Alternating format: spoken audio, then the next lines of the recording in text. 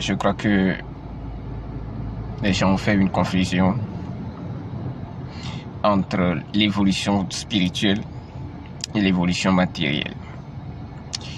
La matière, c'est vrai que elle est le monde dans lequel nous vivons, mais elle n'existe pas. Si je dis elle n'existe pas, c'est-à-dire qu'elle n'a pas de base fondamentale sans l'esprit. Et par conséquent,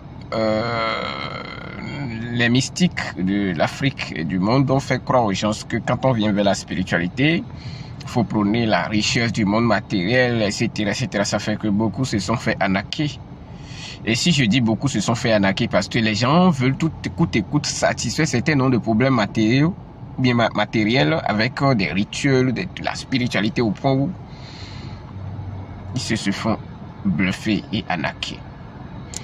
Le but de tout maître spirituel, depuis les temps immémoriaux et les grands maîtres de ce monde, le but, l'objectif de la spiritualité, c'est d'aider les êtres humains à réaliser Dieu.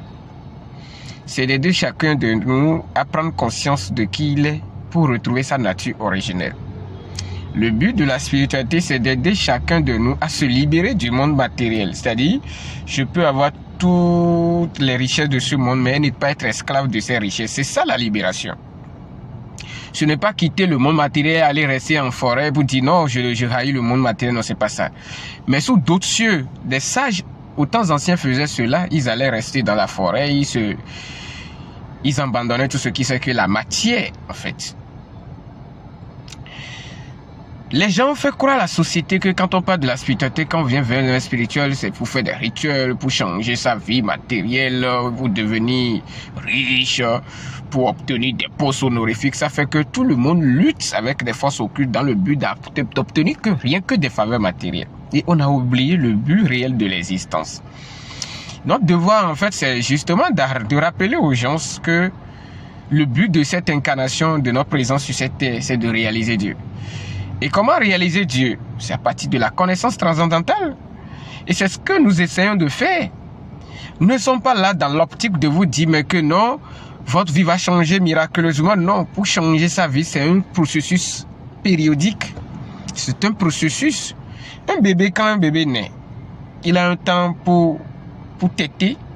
Il a un temps pour commencer par marcher à 4 pattes. Et puis 2 pattes. Et après quitter la dépendance de ses parents. C'est ainsi évolue également la prospérité sur le plan spirituel et matériel. On ne se lève pas d'un seul coup, on fait des rituels pour que les choses certaines, votre vie, votre misère puisse quitter et que vous deveniez riche et vivre dans l'abondance de façon automatique.